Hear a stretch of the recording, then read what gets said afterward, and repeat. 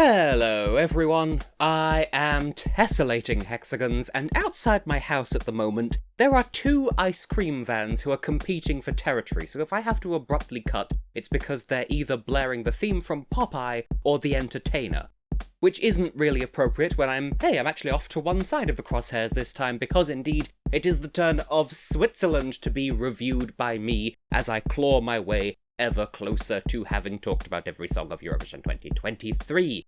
So, I have very little to add other than Switzerland choosing their singer by the same process that they've employed for the past couple of years. It seems to have served them well, and this year it has given them Mr. Remo Forrer. I'm sorry if I'm saying that wrong. I've discovered that I can't really say his surname without doing that sort of French growl thing in the back of my throat.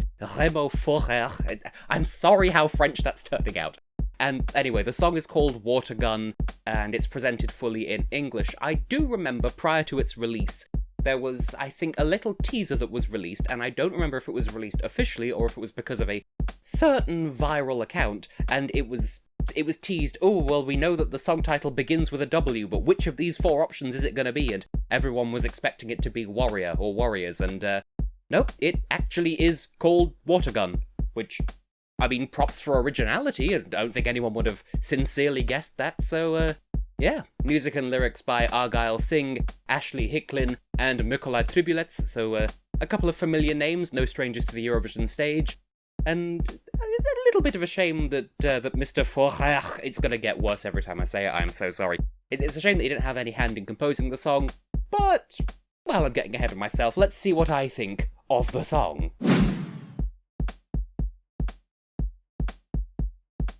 Okay, damn, Switzerland, this is a heavy one.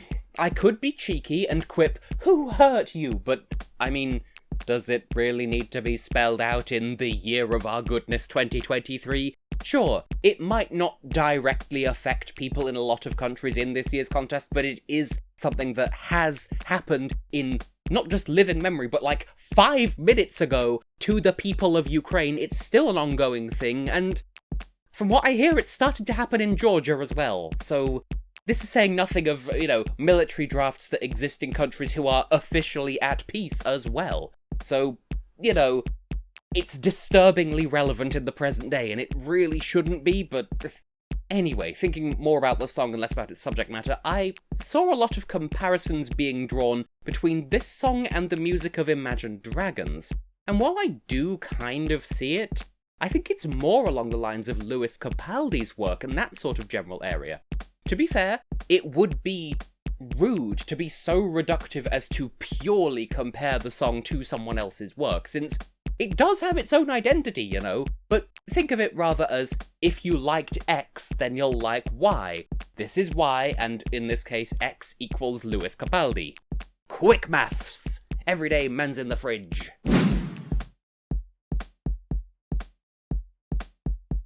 Well, my mother thinks I'm cool. Anyway, what might you like about this song? Well, the obvious strength here is the message itself. It's heavy, it's poignant, and as I said, it is tragically relevant in the present day. And odds are good that most people are going to have some way of connecting to it. After all, every casualty of war throughout history has been someone's child, someone's sibling, or fiancé, or best friend, or whatever else. And while we are, broadly speaking, privileged enough to live in times that aren't as universally devastating as the world wars, for example, this is still very much a reality for people today, and that is messed up. So it's not a question of if you relate, it's by how many degrees of separation can you relate. As a performer, Remo thoroughly embodies these feelings as well. While he obviously isn't a real-life soldier, and I don't think he personally has any military background in particular, he still brings an emotive delivery of the song that shows the extent of his sympathy, empathy, and compassion for those who can relate more directly to the lyrics than he can. That being said, I would argue that this song is as much about being afraid of being drafted into a war that didn't exist yesterday, after having seen how disposably one's predecessors have been treated. So I would say that there's no risk of stolen valor with performing this song. It's not just about people for whom it's a reality, but people who legitimately live in fear of it becoming a reality. I think if more emphasis was placed on being on someone else's front line rather than just the front line, I think that might be made a bit more clear. Also, just sticking with the theme of Remo's performance, even looking past the emotions in his voice and considering his voice by itself, this guy's kind of a powerhouse. There is quite a bit of interplay between his vocals and the intensity of the music, wherein the music swells to support him and generally have, there's the P word again, a big presence, but it also knows when to pull back and let his voice take center stage to really let the power notes and emotion shine. This is one of those songs that commands attention not because of some mesmerizing gimmick or choreography, but purely on the strength of the proficiency of the singer. And boy howdy is he a proficient singer. Good choice here, Switzerland, I'm on board with it.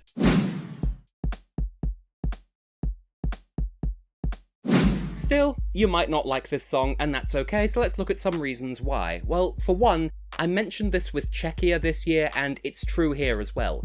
The message, despite being as poignant and noble as it is, might well prove to be an inherent turn-off for some people. For those listeners, it might still be too raw, too real, too soon for it to be a comfortable topic to be broached on the Eurovision stage, and for others, they may just be sick of seeing this sort of thing out there in the real world, and so for it to work its way into Eurovision as well might prove to be emotionally exhausting. Others still may, rightly or wrongly, view it as a lazy means of strong-arming people into giving them points. I don't think that's the actual intention, but it could still be viewed that way. In short, the nobility of the song's cause could paradoxically be its undoing. It could be viewed as one like equals one world peace, and I don't think they're trying to be quite that short-handed about it. There is also the notion that the refrain itself carries repetition with it, in a way that makes me go, oh, that's kind of a shame. Specifically, what nags at me personally as a music critic is how the refrain consists of some pretty strong lyrics, and then the same lyrics again a second time. Like, it sets a precedent for us to expect some deep, emotional poetry, and instead, we just get the same lines a second time in case you missed it the first time around, before we then get to move on to more of the emotional poetry. And I find that to undermine the gravity of the delivery a little bit. Basically, I want the refrain to have a phase 2 rather than 2 phase 1s, and we don't get that phase 2. And finally, admittedly this is kind of a hugely frivolous point, but it's one that I find distracting on every listen of the song regardless. During the big emotional swell that is the middle 8, where in the music video he's running into the sparks and the light, about that point, within the composition, there is a noise that sounds jarringly like the roll reveal sound effect from Among Us. Not least because of the memes attached to the game in question, that really undercuts the heaviness of the song at that point. There is a time and a place for joking about being sus, and a song about the soul-crushing misery of the military draft is kinda not that.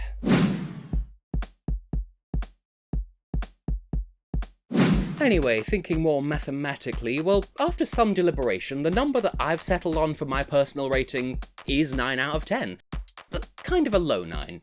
I enjoy this song when it's on, and then my enjoyment of it sort of drops off a bit more quickly than I'd really like once it's over. I like the drama and the emotion of it, and Remo's vocals really are fantastic, and that's what brings me into the 9 zone in the first place.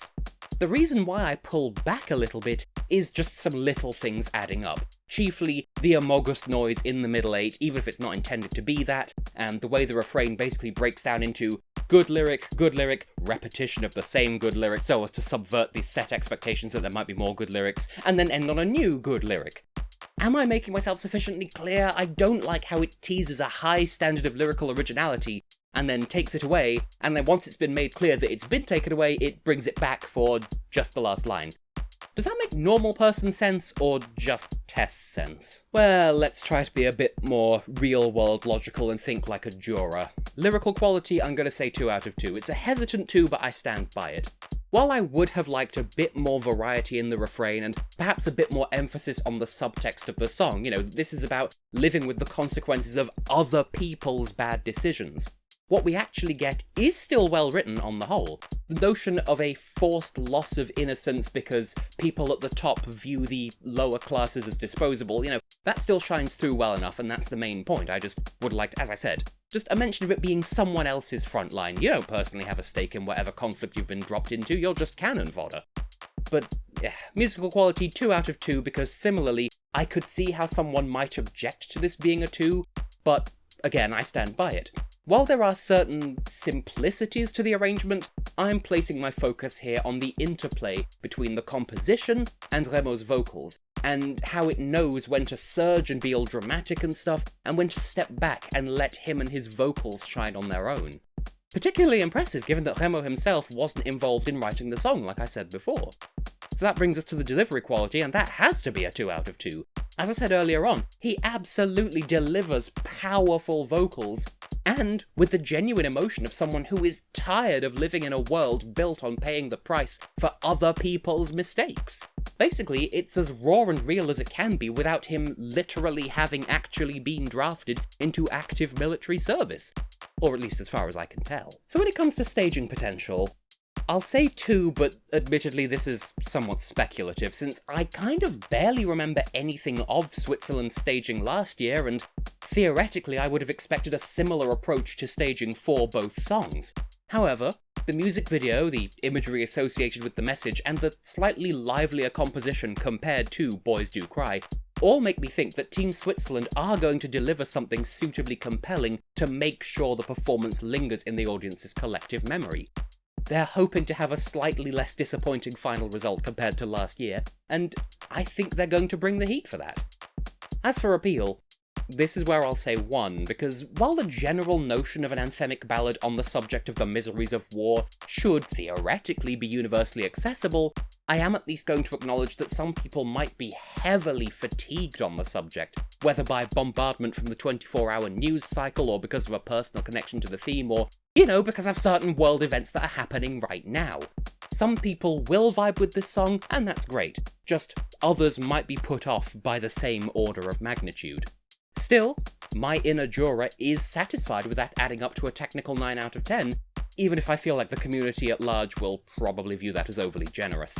Well, all I can do at this stage is add in my personal rating, calculate the combined total as 18 out of 20, and say, cope?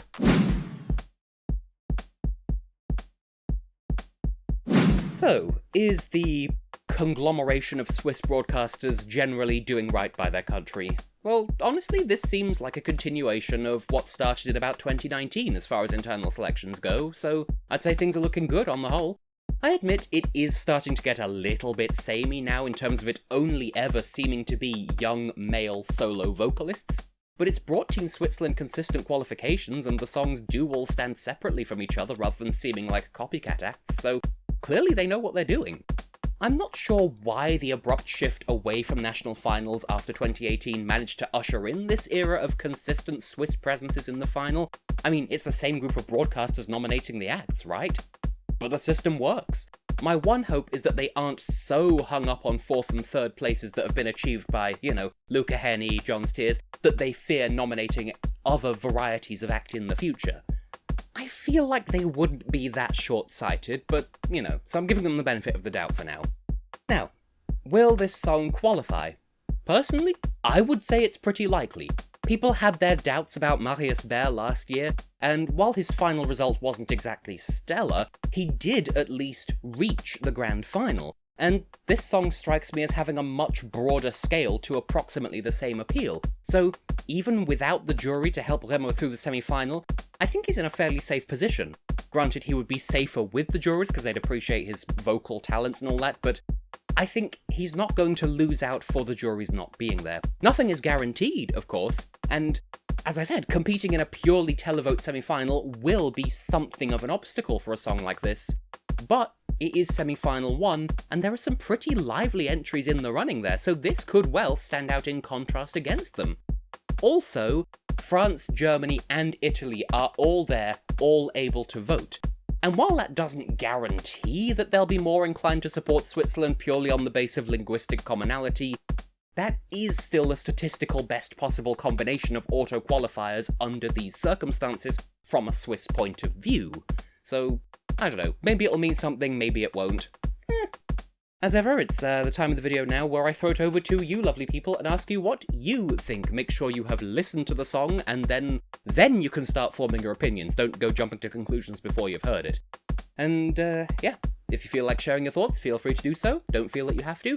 And to Team Switzerland, to Mr. Remo Forrer, I will get good at saying your name eventually, I hope. If it's any consolation, I had this trouble with Montaigne in 2020 as well. So, yeah, I wish you the very best of luck, and I think people are going to underestimate how far you're going to go in Liverpool, but, well, we'll just have to see what happens, won't we?